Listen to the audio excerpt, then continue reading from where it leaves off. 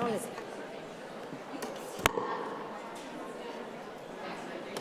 Yeah, but leave it, when you close it. When we close it, the thing goes dead. Somebody needs to come put it back on. And just put it on the side. Their photographer can. No, because then you'll push a button and the thing will disappear. So they're going to have right on top of it. And it was open? Yes, it was open. Push a button. If your laptop pushes a button. Yeah, I just kind of sat it right here, and it was. I prefer, when I'm speaking, I want it open. Okay. All right.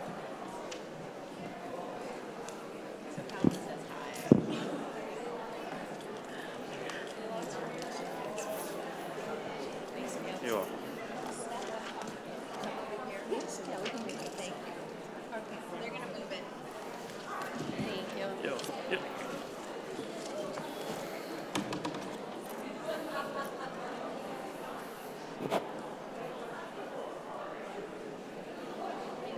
Yeah. Great.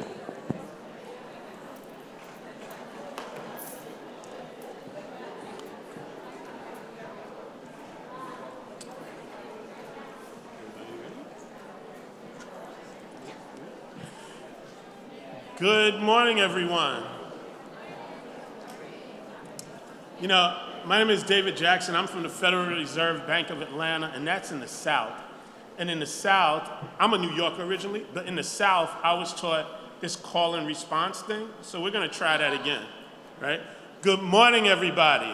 Good morning. Thank you. I'm David Jackson with the Federal Reserve Bank of Atlanta, and I today will get to be the moderator of this wonderful panel that's going to talk about sustainability and equity in the human service field. Thank you for joining us. We have a really wonderful panel today that will help us explore those topics. First, to my right, is Jackie Martin. Jackie is Deputy Commissioner of Prevention Services for the New York City Administration for Children's Services. And as I said, I'm a New Yorker originally.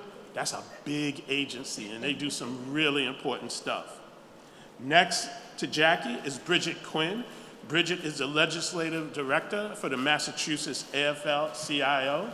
And last, but certainly not least, is Mayor Kim.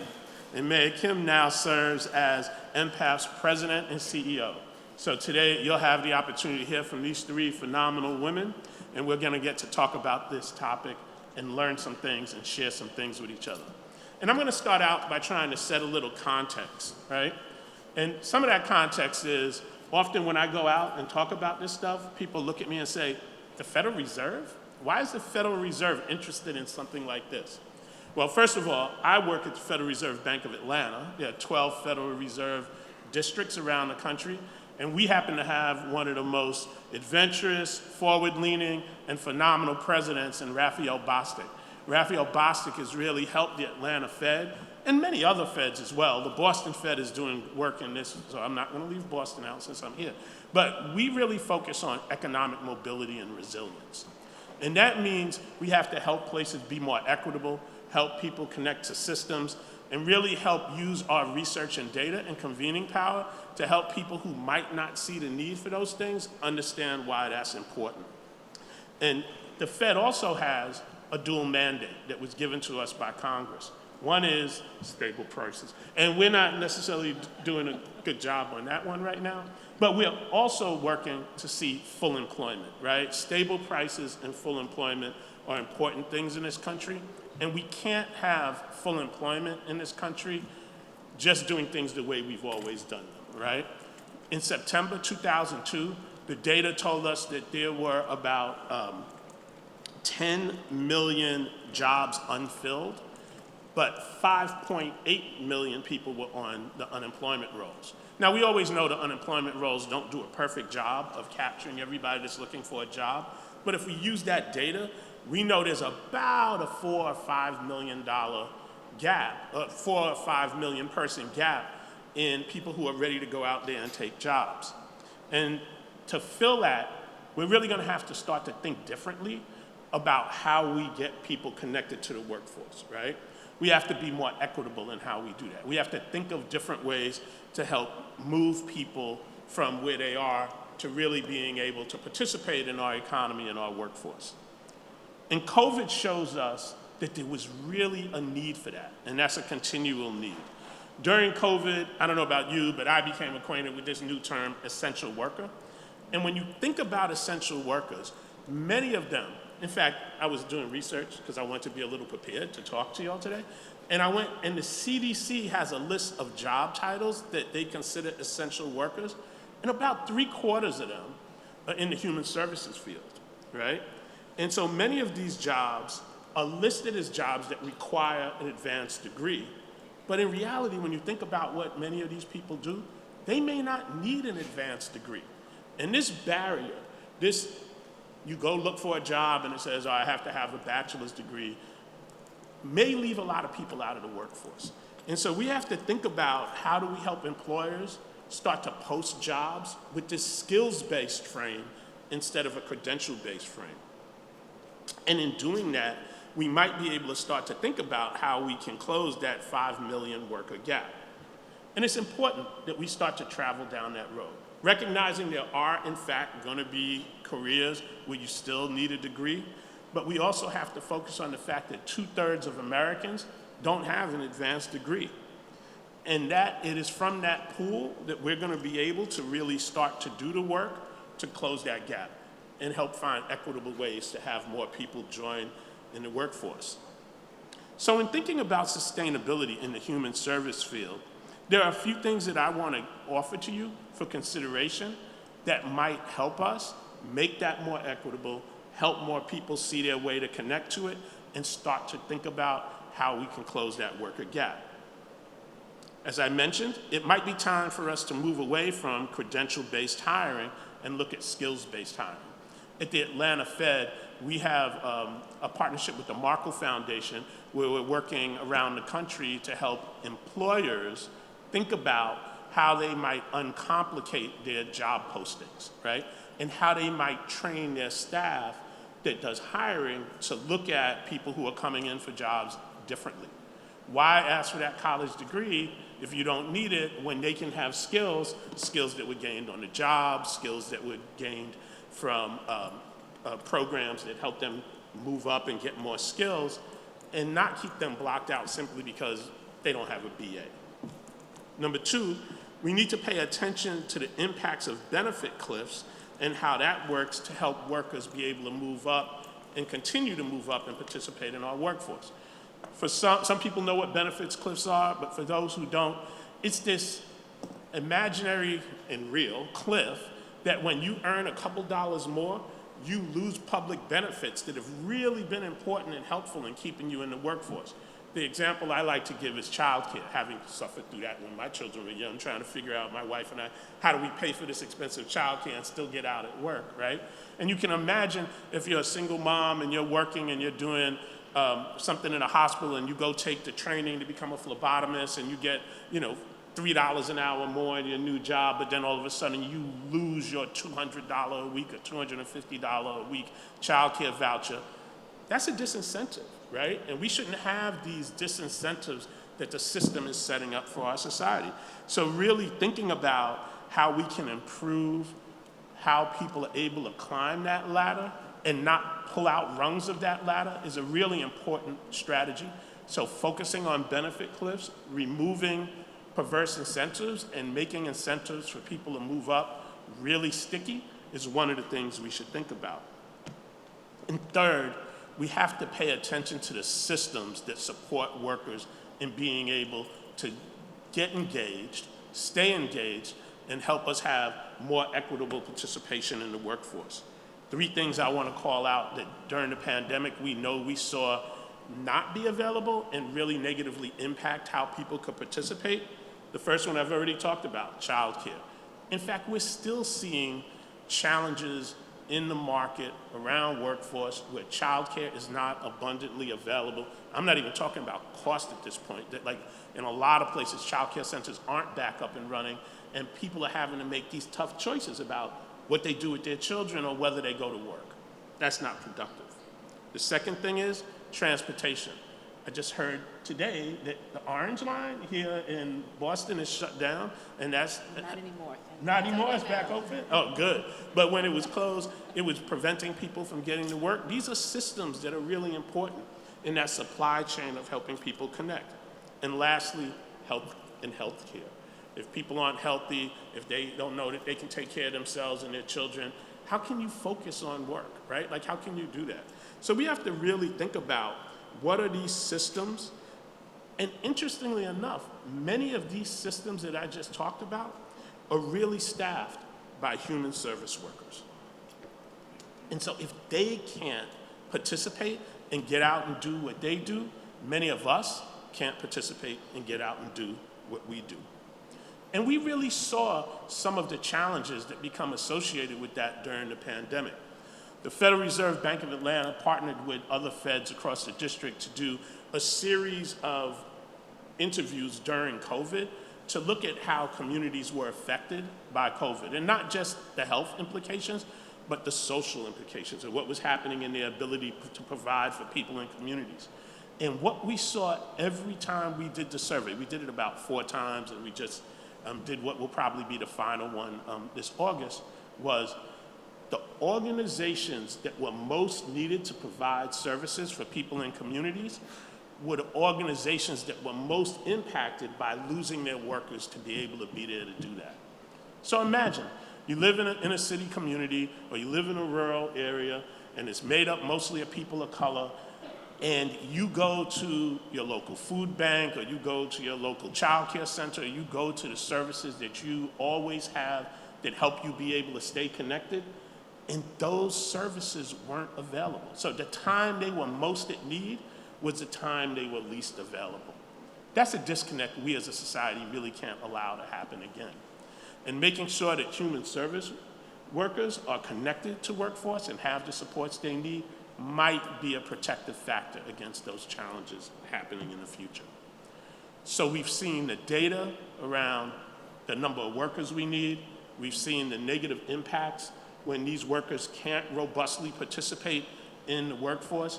And we know that we need to find equitable solutions to be able to keep them committed and engaged.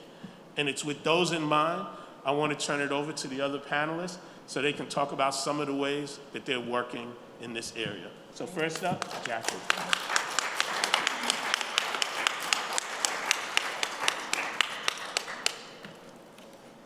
Okay. Good afternoon. Can you hear me okay? All right. So my biggest challenge so far was trying to figure out how to get from that seat gracefully with a laptop and a glass of water. Oh, wow. So this has been an amazing few days. I just absolutely love this conference.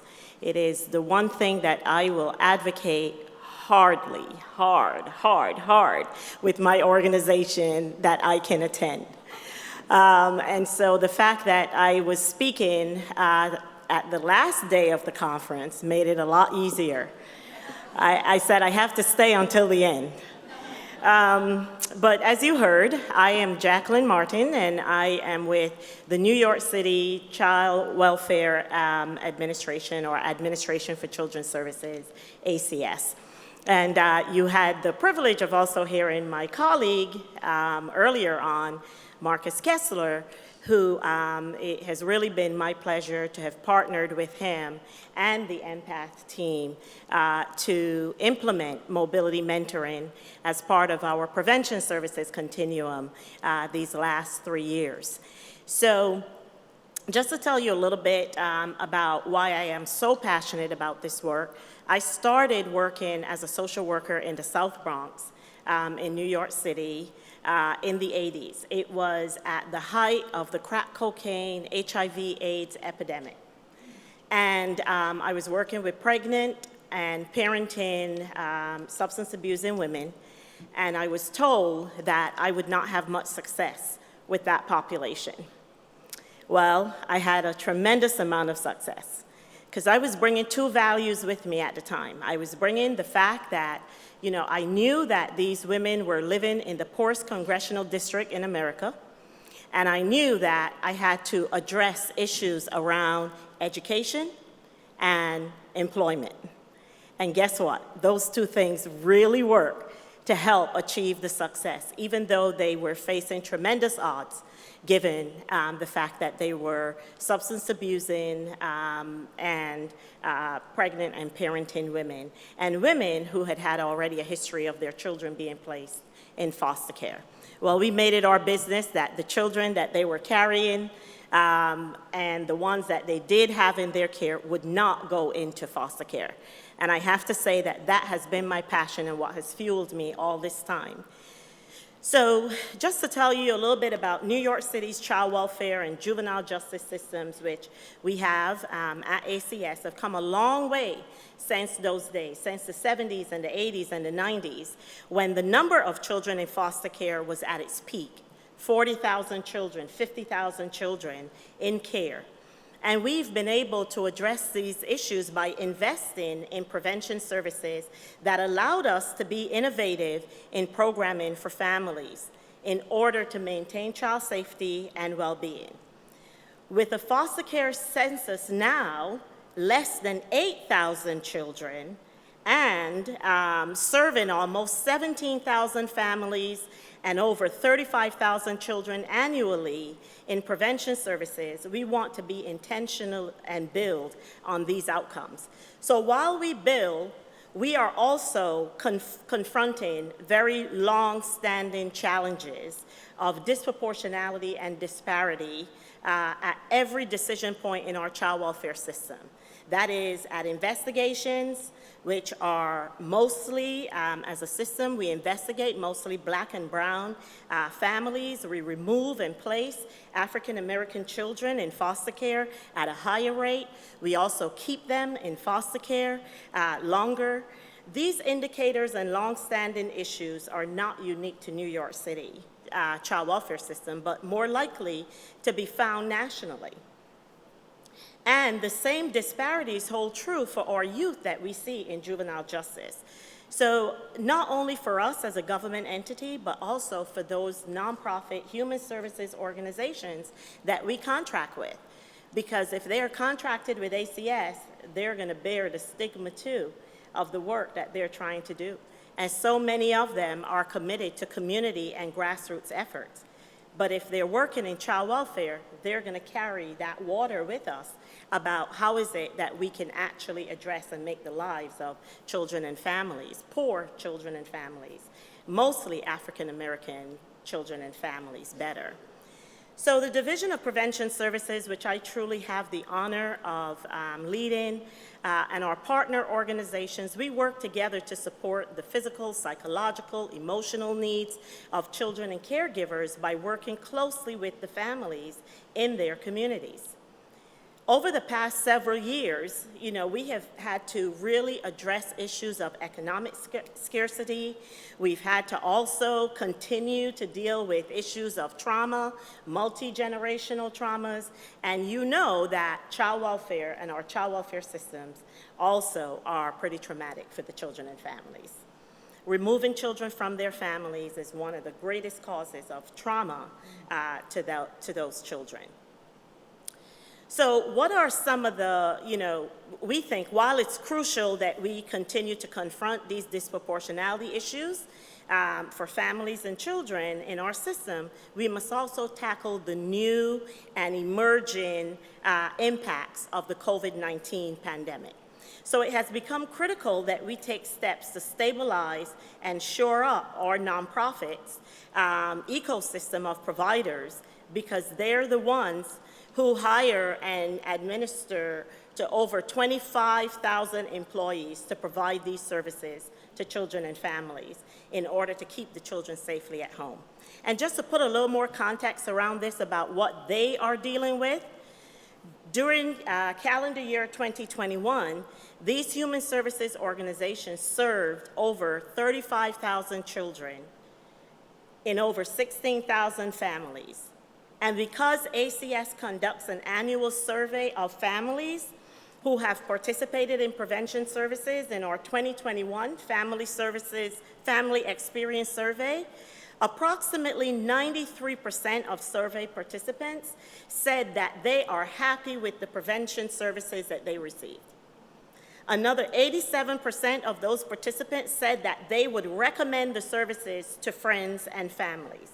And overall, 91% of the survey participants said that prevention services are helping them achieve their parenting goal.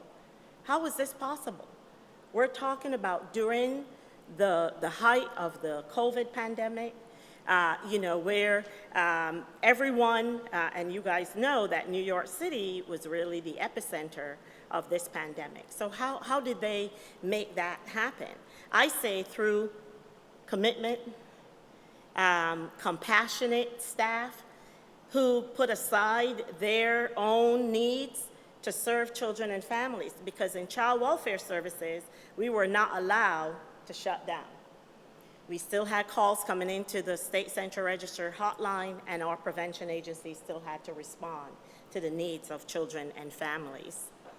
And I must say that because of the human services workforce, which is predominantly women and people of color who are connected with and support the children, we saw them in that deep commitment during the worst public health crisis that we had ever seen.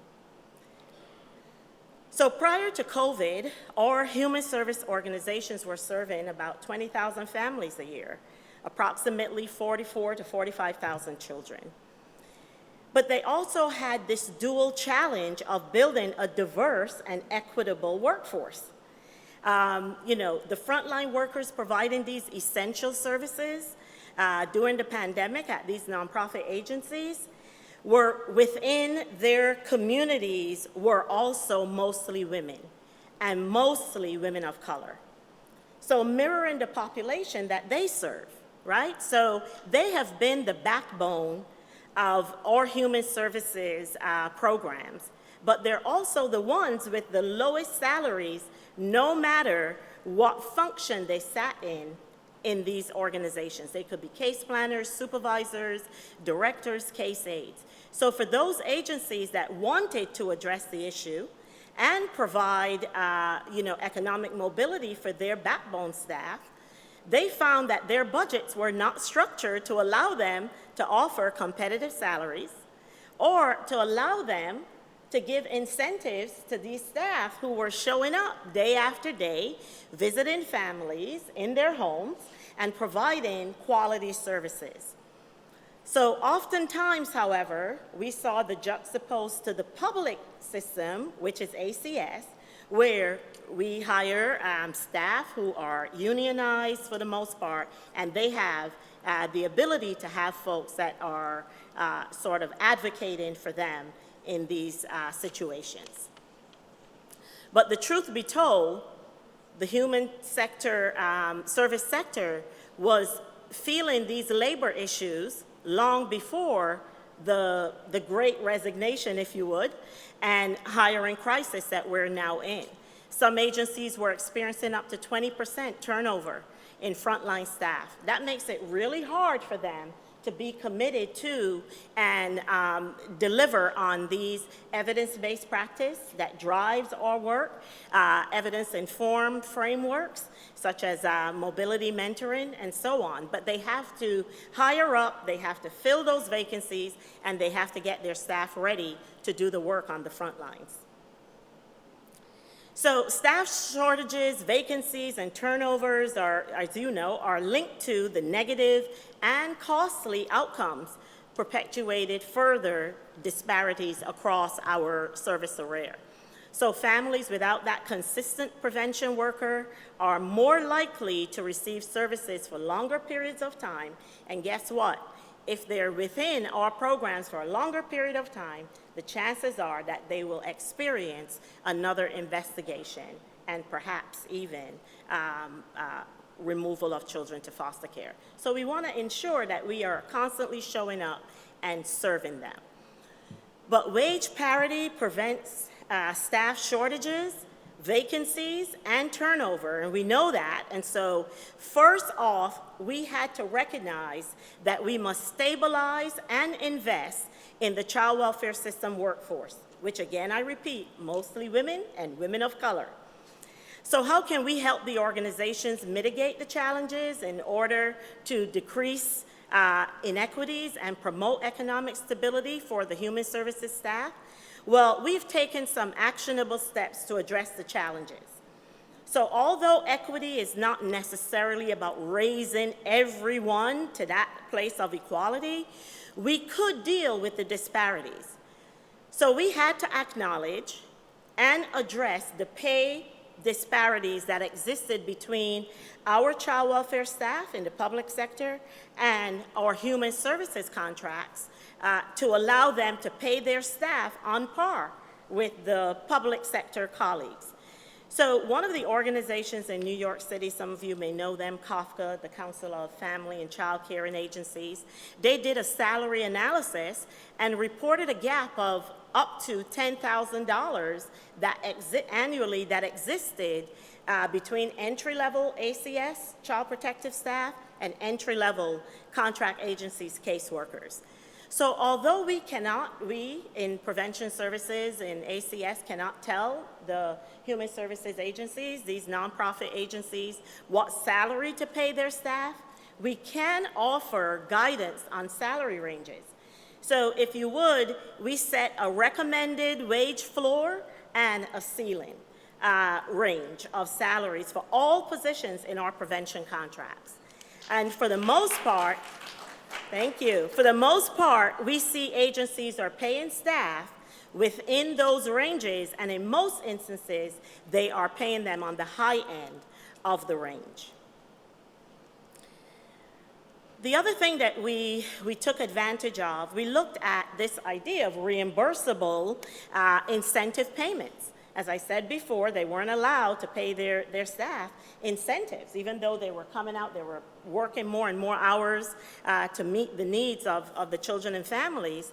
But we recognize that incentive payments can be used as a tool for staff retention for frontline staff serving children and families. So we encourage agencies to operate within a set of guidelines to develop personnel policies regarding these incentive payments. Our guidelines are very, the policies must be clear. They must be quantifiable and consistent, and a consistent criteria for each incentive payment must be consistently applied across our programs. So documentation of the policies must be in personnel manuals so that the staff that can receive them and they can ensure transparency and accessibility to these incentive payments. And these policies must be board approved. We also made a change in terms of allowable ratios within their budget of their personnel service lines and their other than personnel service lines.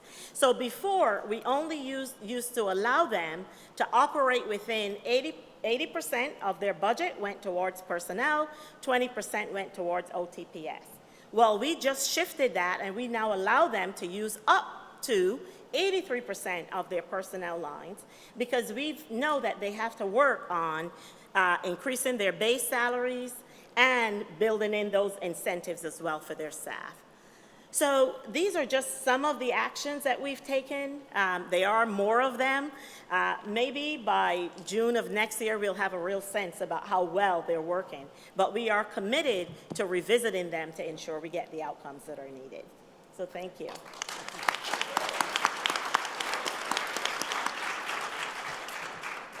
Thank you, Jackie. So now we'll invite Bridget up for her comments.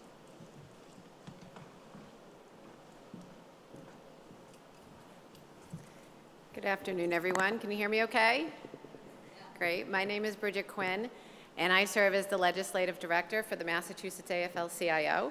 The Massachusetts AFL-CIO serves 500,000 union members and affiliates across the Commonwealth. We like to think we're the unified voice of all organized workers in the Commonwealth. We're the voice of the organized worker and the yet to be organized, because we do believe that every worker in every workplace should be able to join a union to advocate for themselves for better pay and wages and benefits. Our mission is to improve the lives of working families by fighting for economic, racial, and social justice every single day and every single thing that we do and support and advocate for. Our vision is of a fair and just society that benefits all working people, not just a system that works for a few wealthy people at the top. As has been said many times this morning, and Jackie just touched on, that COVID has taught us many lessons. Lessons about the fragility of human life, about the future of work, and the work that we value as a society itself. Every day we watched in awe as frontline workers, doctors, nurses, personal care attendants, social workers, human service workers, risked their lives every day to take care of folks that were afflicted with COVID. Private sector human service workers, PCAs, mental health workers have difficult, low-paying jobs under the best of circumstances. We're forced to work without enough PPE or any PPE at all for a while. In hospitals, group homes, day programs, they were short-staffed and they feared getting sick themselves, and then went home to the communities that were most impacted by COVID. And as we recover from COVID, the human service field, as we all know, is struggling to meet the increased need for mental health services and disability-related services, as well as substance use services. Really anything that could be categorized as care work is under this umbrella. Staffing shortages, as we know, plague the entire industry, and there are many reasons why, and I don't pretend to know all the answers. I look to you all for those answers today, but I can bring you the perspective of the labor movement. Human service workers and the care that you all provide has been historically undervalued in our society. Thank you for all the work you do. This vital work is oftentimes performed by women and people of color and immigrants. Low pay and lack of respect in the workplace is unfortunately commonplace. Working 2 or 3 jobs just to make rent, buy groceries, throw gas in the car, or even buy diapers, not to mention pay for childcare, that's just the way it is in this industry, throughout the industry, not just in Massachusetts. Public sector workers in Massachusetts earn about $60,000, $65,000 a year, but private sector human service workers earn just $33,000 a year. That's a huge, huge disparity. And the difference in the same job, the difference is every public sector human service worker in Massachusetts belongs to a union and has the benefit of mature collective bargaining agreements that are over 40 years old. So 40 years you've been negotiating your pay, your working conditions, your training funds, your pension, your health care. That brings you up to that number, where the union density in the private sector human service world, while is increasing, certainly needs to get up to what I would love to see as 100% union density. Adding in Massachusetts, the average price or the median price of a single family home in Massachusetts is $610,000. That's a lot of money. The average rent is $2,300 a month. That is not sustainable for our families here. And, you know, as we know, many of the workers that we're talking about, including folks in the room, you know, you simply can't afford to stay in your field. Or folks leave the field because of burnout, high staff turnover, but also you could take a job working, you know, sometimes in a coffee shop with similar pay and benefits. And that's not the way we should be treating this work. We need to prioritize human service work as one of the top priorities when we're looking at the things we value in our society and how we pay our workers and support our workers. Like I mentioned, low pay and difficult working conditions and burnout has led to high staff turnover, which has a negative impact on the continuity of care, right, for the clients that you're serving. Individuals receiving these care, especially those who are elderly, who are suffering from living with mental illness and developmental delays, who are living with a substance use disorder, you know, they need to know that the same workers come in the next day. These are delicate relationships, and trust needs to be built. And high staff turnover is not good for the folks who need the services and are helped the most. And we all know that no one does this work to be rich, right? No one gets in it because you're thinking you're gonna make $1 million.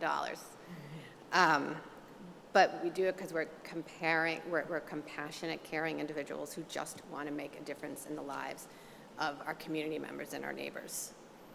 However, low pay, no retirement plan in many private sector agencies here in Massachusetts, or CEOs get a nice retirement, but the frontline workers who are actually servicing clients, they don't get any retirement plan or any career ladders to speak of, really, or further education benefits, right?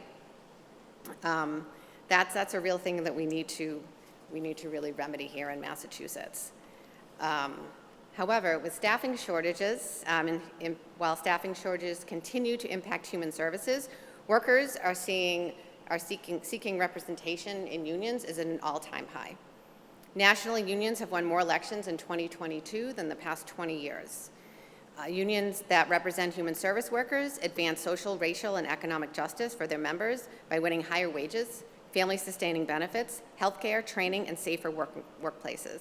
And union members are able to directly advocate for their clients in a more meaningful way by fighting for legislation and by fighting for policies that work best for the clients and the families that they serve.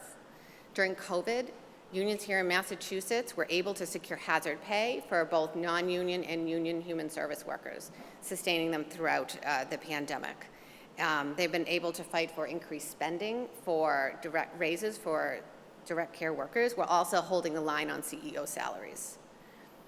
And unions like SEIU, the AFL-CIO, have been at the forefront, along with the members, along with the 500,000 union members that we represent, to fight to successfully pass 2 minimum wage increases here in Massachusetts. The minimum wage increased from $8 an hour in 2014 to right now we're at $14.25, with the next scheduled increase in January to $15 an hour. And I say 15 is enough. After 15, let's go for 20.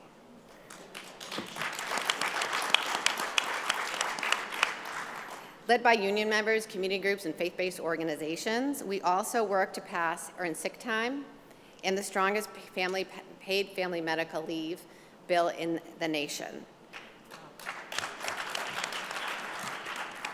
And there is no doubt that the lives of direct care workers have benefited from this advocacy. You know, we also know that 1 million workers in Massachusetts got a raise when we were able to pass raising the minimum wage here. While these are great victories and we have a lot to be proud of, obviously there's so much more work to be done, but also we really shouldn't be relying on going to the ballot to win raises and better working conditions for our workers in Massachusetts.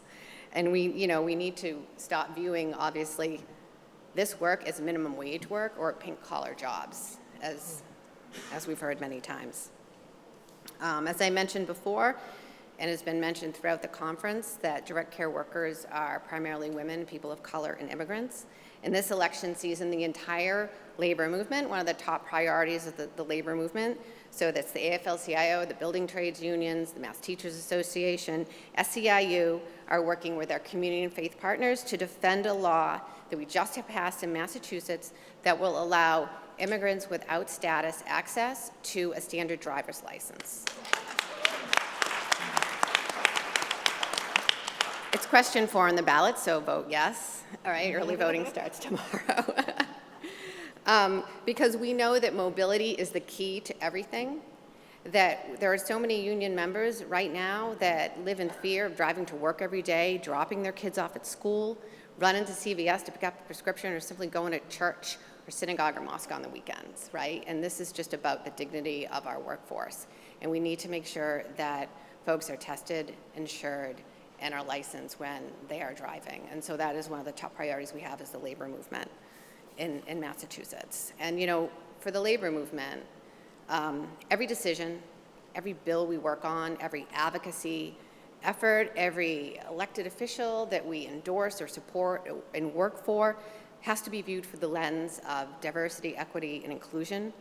And we also, with our own union staffs, we want to make sure that our union staff reflect the membership that belong to the union, and we're developing union leaders that are a reflection of the union members themselves. Diversity, equity, and inclusion, or OE&I, or there's so many ways to talk about it, isn't just a box that, we check, right? Training in our workplace that we do once a year. It's every single day, and learning and listening every single day. So, thank you. And so now we'll invite Mayor Kim Janey up to the podium for her comments. And while she's speaking, think about your questions, because when she's finished, we'll have time for 1 or 2 questions before we wrap up. Mayor Kim. Thank you so much. Good morning, everyone. Is it still morning? 5 more minutes left. How are folks feeling? Yes. So the first thing is, can you please give it up for this amazing panel? Jackie, Bridget, thank you for sharing your insights. And how about our moderator, David? Can we give it up for him? I know I'm in good company here, so thank you. And then when I'm thinking about all the other presentations, all of the other panels, so rich with so much information, right? We have housing experts here, civil rights attorneys. We have people who are working on the front lines every day, applying mobility mentoring and working with their populations, their communities, to help people climb up the economic ladder. So many great presentations, so many great speakers. I'm still inspired thinking about Dr. Shetty and just thinking about everyone here. So I am just energized and excited, and I hope you're feeling the same way, yes? Can we feel it in the room? Yes? Thank you. And so while I feel great right now in this moment, it's not always the case. We know in our field, we see that dreaded B word. What is that B word? Burnout. Burnout. So we know we've got work to do. And just like with everything else, COVID has made things worse, yes? So it's made it more difficult for us to do the work, and we know even worse than that, it has had this impact in terms of making the inequities that we're all working to rectify. It has made those worse. It has made those gaps bigger. And so we have some work to do here in the human service field to make our work more sustainable and more equitable. The first thing we have to acknowledge, though, is that the field is neither sustainable or equitable as is, right? We're talking about burnout. We're talking about a pandemic that has made things worse. We know that there were huge gaps even before COVID. And so the work around equity, the work around sustainability, we've got a lot of work to do. And this is our moment to get that work done. So I'm glad that people are here with us at our Disrupting Poverty conference. There are 3 things that I just want to quickly touch upon. I'm not going to take too much time because we've heard from our panelists today, and much of what I want to share is about the workforce. It is about how we make sure that there is more equity in our field. So I'm going to touch a little bit on workforce, a little bit on policymakers, and then for funders. And I hope we have some funders in the room. Yes? All right. So when we acknowledge that the field is not sustainable or equitable, and we're talking about our workforce, as you've heard from the folks on the stage already, many of the folks doing this work are on the front lines. They are our frontline workers. They are essential workers. Whether they were acknowledged and recognized during the shutdown and the quarantine or not, the work that folks in this room are doing every single day is essential work. We know that for this field, the majority of folks are women. Women who are more often than not burdened with childcare. The responsibility of childcare falls to the mom. Even in 2-parent households, it's the mom's job to figure out the childcare situation, to pick up kids, to figure out where we're going to send the kids, to go to the meetings, all of that. When we think about this field, we know it's dominated by people of color as well, and that the pay is much too low. And we're seeing this not just with the Great Resignation, we're seeing turnover in all of our fields and all of our organizations, and we need to do more to ensure that we're keeping folks, particularly good folks who are doing the work and making an impact. You've heard already from the panelists that we need higher pay. which we can all agree, and I know for me as I sat here, I heard some applause in the audience, and when I looked back, it was all of the EMPath staff.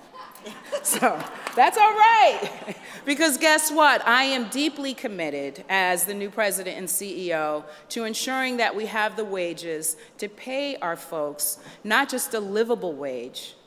We want to make sure that people can thrive. It doesn't mean that people are going to become millionaires, but we should all be able to enjoy what it means to live in a great city like Boston, or the wonderful cities that you guys are all coming from all across the country, and some even across the ocean, right? So as we think about more money, we know that we need more folks in leadership positions in our field. So not just on the front line, in our field. The ones who are making decisions for their organizations. We need to see more women leading organizations. And while this is an industry where more women are in leadership, we need to see it more readily, and we need to see more women of color. We can clap for more women of color. So we know we've got more work to do around pay. But let's talk about the policymakers. We talked a little bit about the workers, the policymakers. We need to elect, and I heard Bridget talk about the importance of electing good people and supporting causes like the ballot question here in Massachusetts, question 4. We need people to run for office, and we need to support those races.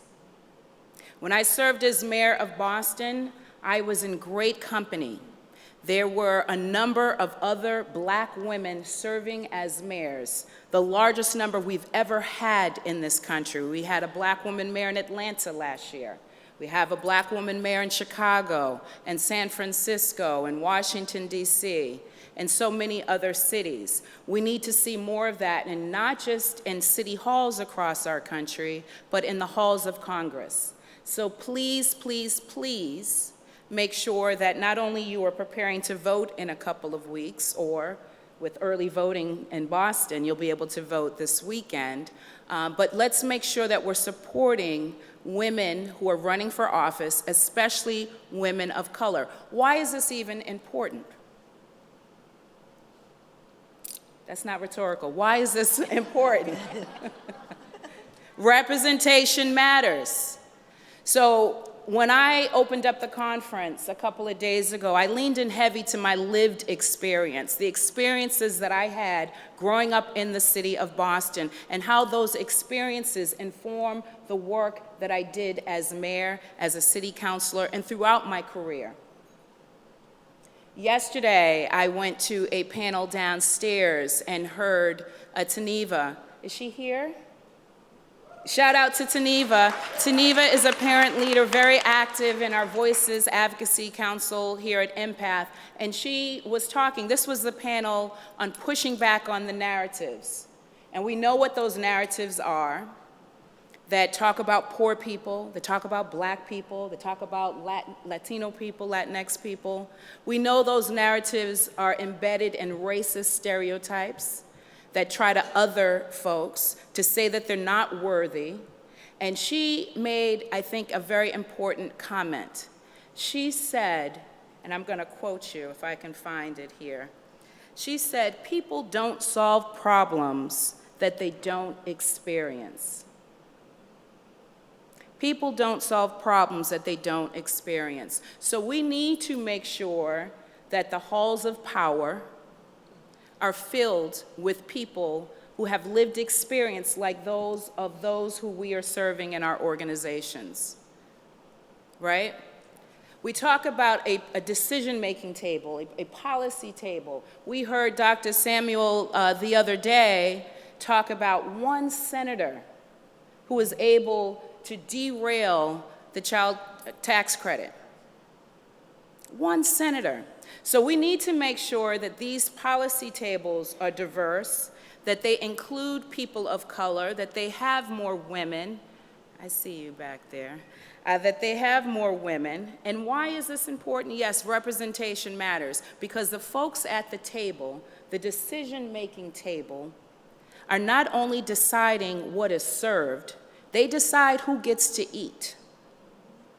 So we need to make sure that we are represented at these tables, and if we're not invited to the table, I've been a big believer of building our own tables. We've got to be about the business of building our own tables.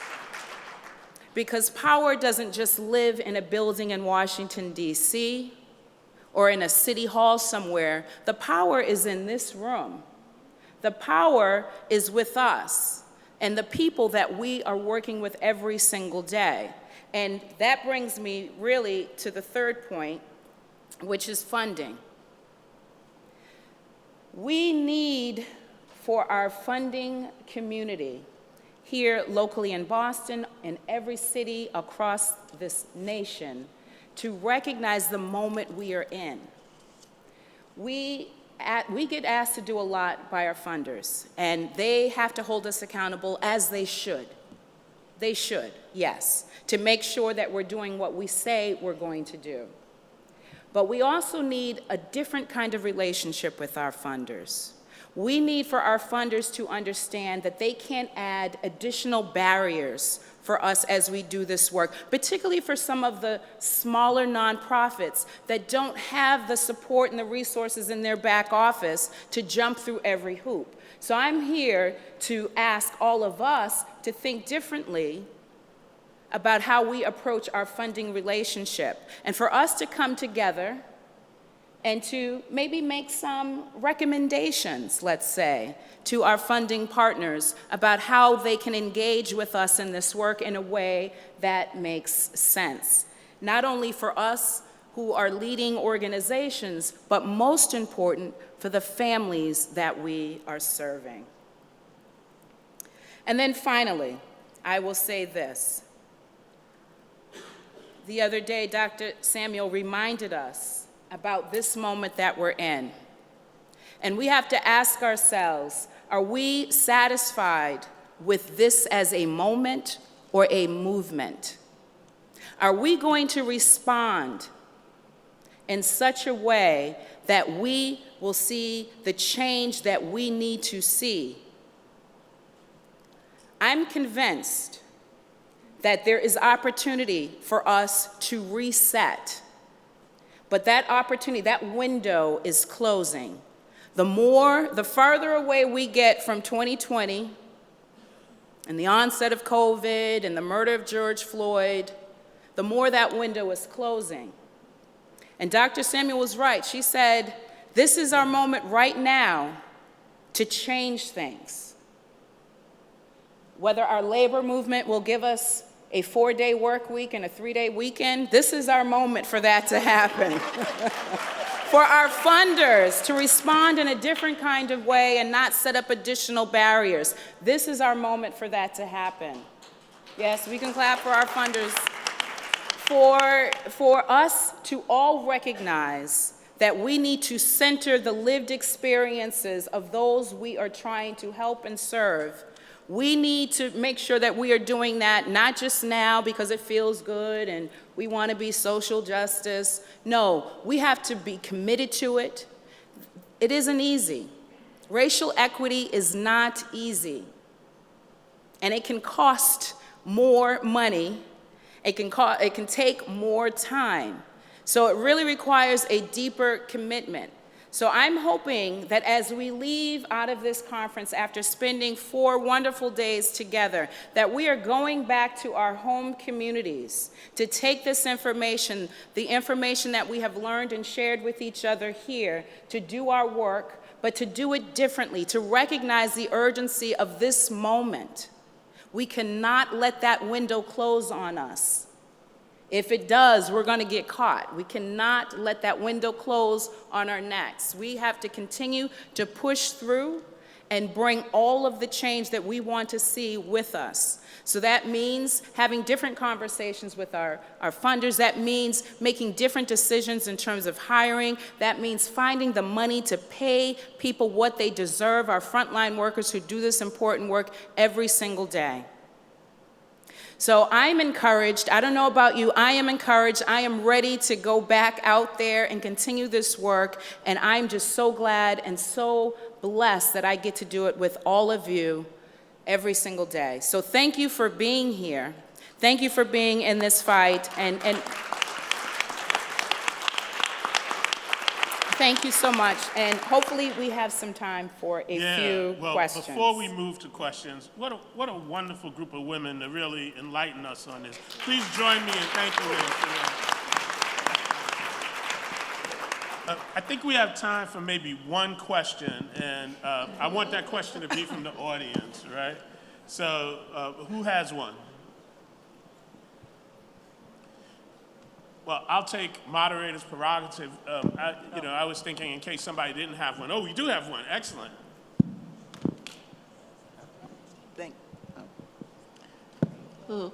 Thank you all for your words and your statements with respect to where we should be going forward. So, I'm sorry, I forgot, Mr. Jackson. You talked about the getting away from requiring, say, a college degree to do some of the in order to help people to advance. I'm going to really throw something out there that I've been thinking about a lot, and that is that have we reached a point in society where our public education needs to change? At some point in time, we decided that a public education through 12th grade was necessary for society. I would posit we've reached a point where community college should be a public service because a high school diploma is not going to serve for the jobs of the future.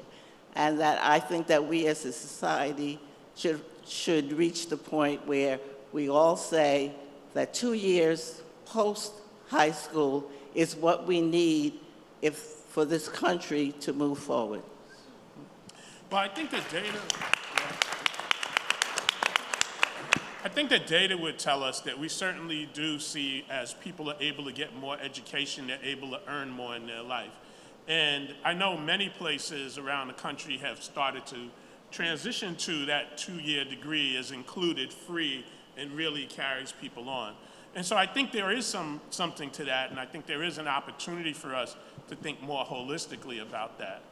I also, though, know that we've seen data that other programs that send people straight into vocational education that allows them to get credentialed, and those credentials later can be stacked, also create a really valid career pathway to help human service workers and others move up and into family supporting jobs. So I think you're onto something around there needs to be a continuing pathway that doesn't just stop at 12th grade, but really looks at what's the skill sets and what are the avenues to help people move forward and participate in the economy. So I think you're 100% right. And with that, I think we have time for maybe one quick question. Up to. Hi there, thank you for your wonderful presentations.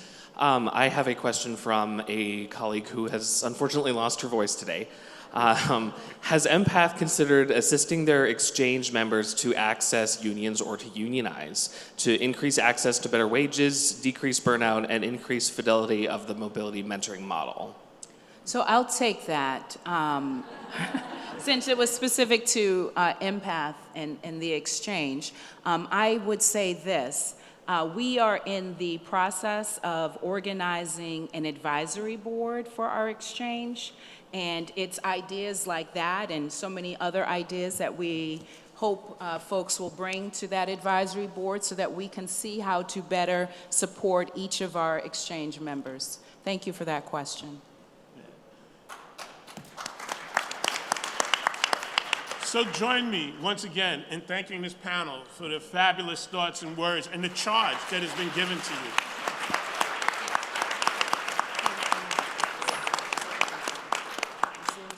Thank you. Have a good afternoon.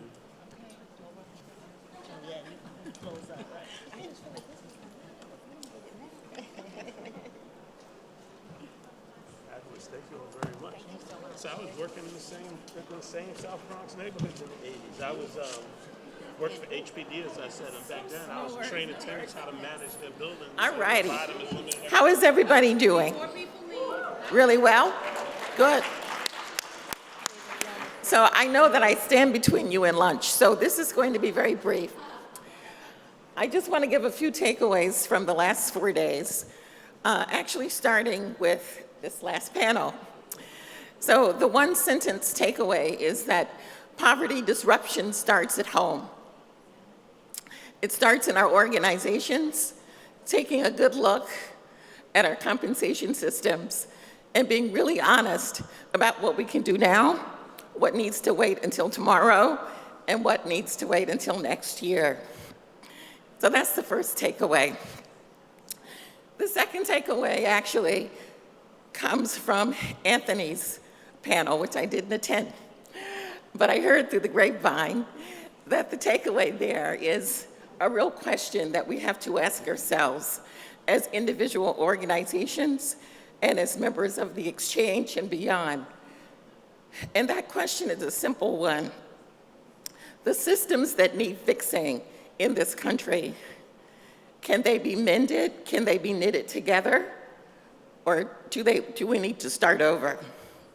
So can we apply Band-Aids and fix what is broken?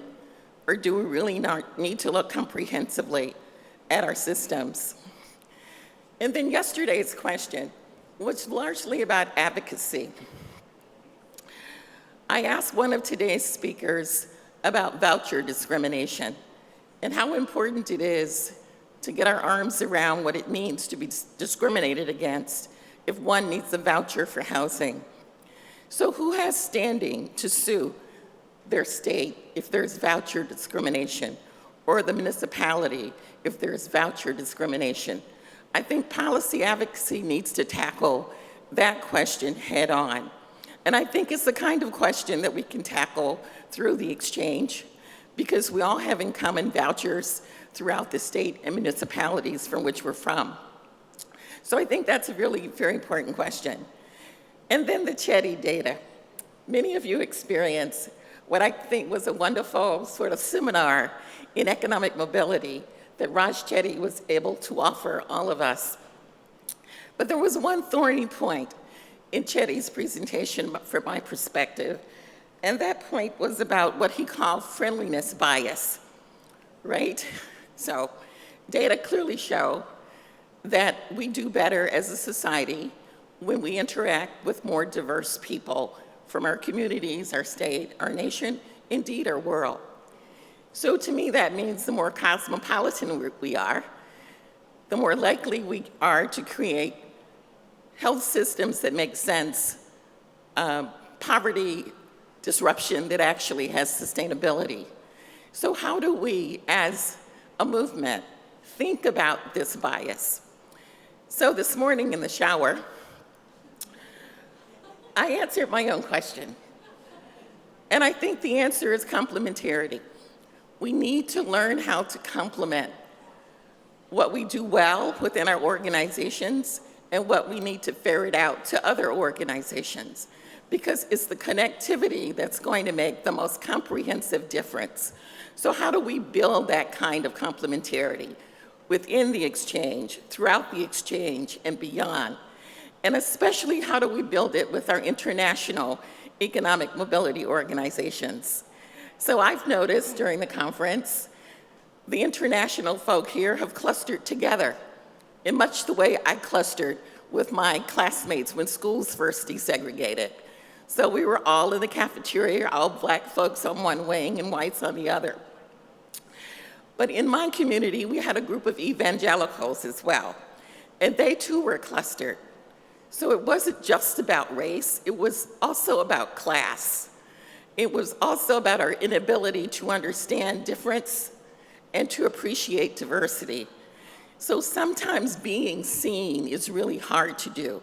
How do we see ourselves and how do we see others? So if we can start poverty disruption within our own organizations, that's the first step.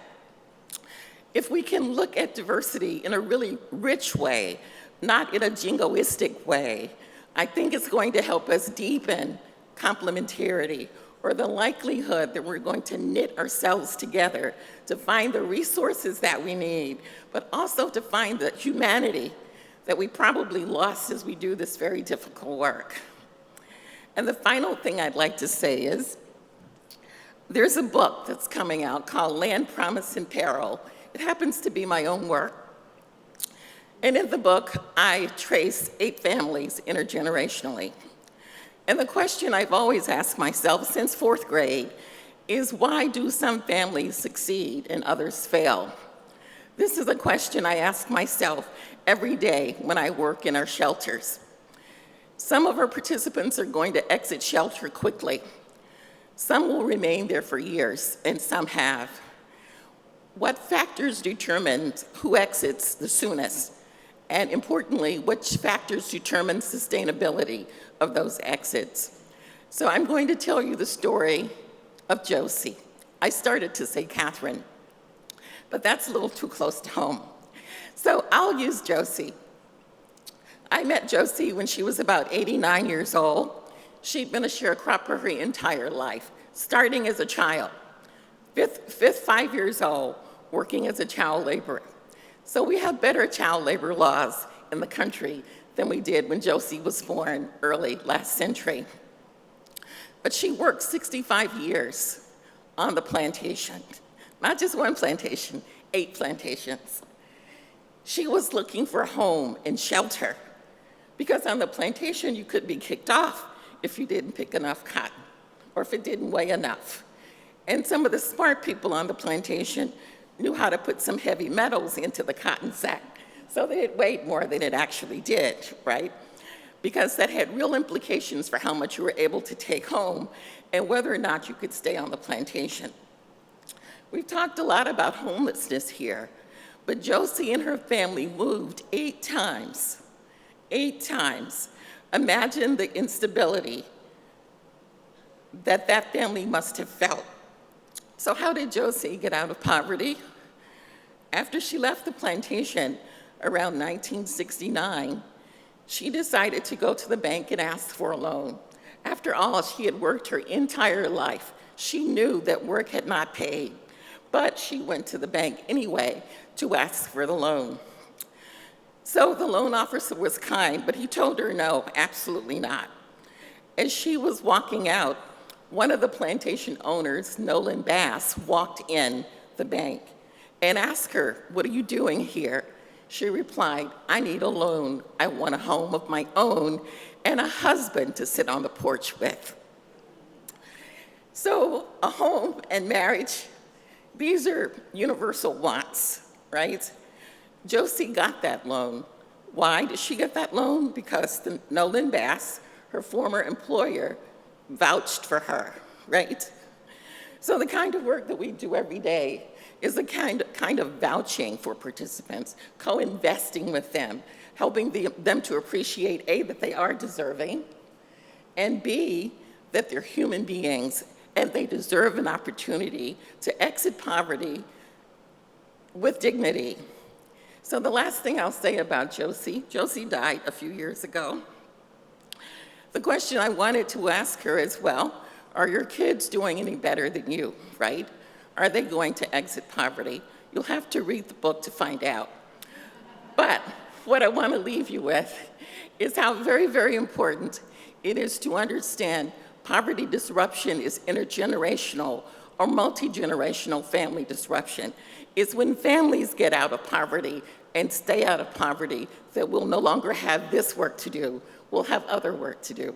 So I want to thank you all for the last 4 days, demanding 4 days. I know especially for some of our international visitors who first had to translate what they were hearing from Dutch to English, and others from Russia. I also paid attention greatly to your ability to sort of translate what we were doing and saying from Russian to English. And I just want to say that we need to find ways, all of us, to understand complementarity.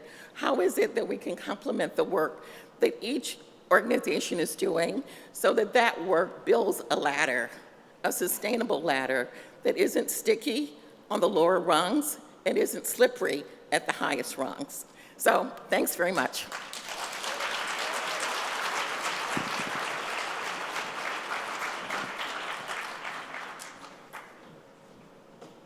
Folks, that's a wrap. Just a couple of very quick things before you go. We've heard a lot of people saying that we want to go from making this a moment to a movement. And so I will say that we want to keep this conversation going with you. This isn't about just, we'll be here for 4 days and then see you, bye, have a nice life. We want to keep engaging with you. So to that end, we're going to be adding you guys to our mailing list. And so keep an eye out in the future. We will be sending you guys information about the documentary that was showed yesterday. A number of you have asked if that will be able to be viewed elsewhere. And the answer is yes. We just have to figure out how. So we're going to work with the filmmakers to be able to share that with you. We're going to share with you other advocacy opportunities and ways that we can work together on moving this work forward. And we will be back here in the spring of 2024, which will be here before we know it. And so please let us know if you have ideas for that conference, if you want to present there, if you want to see certain people there, please let us know. The best way to do that is by doing your evaluations. So go ahead and take out your phone. This is in the Whova app that we've been bugging you to download. And on the homepage of the Whova app, there's like a bunch of rectangles, and one of them says surveys. And so that's where the evaluation for the entire conference is. And then you can also go back through the sessions and rate the individual sessions, but we would love you to evaluate the conference as a whole as well so that we can know how to improve for next time. And I will just say, we know that it was kind of cold sometimes and also kind of hot sometimes. And we also know that we did not have enough food yesterday. So those things, we got it, we're on it. And, but, you know, content-wise, yes, question? Yes.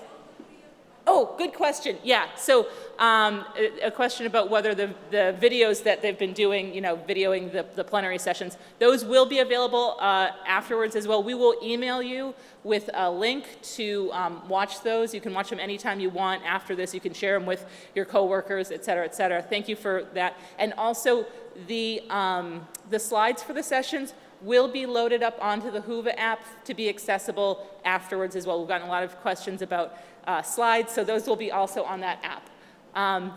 Any other big questions before we say have some lunch, do some networking? We have this room just for the afternoon if folks want to just kind of hang out and talk and plot to take over the world. And I just have to say thank you all. You've been a really wonderful, engaged audience. I've so enjoyed my conversations with you. And we'll see you in 2024.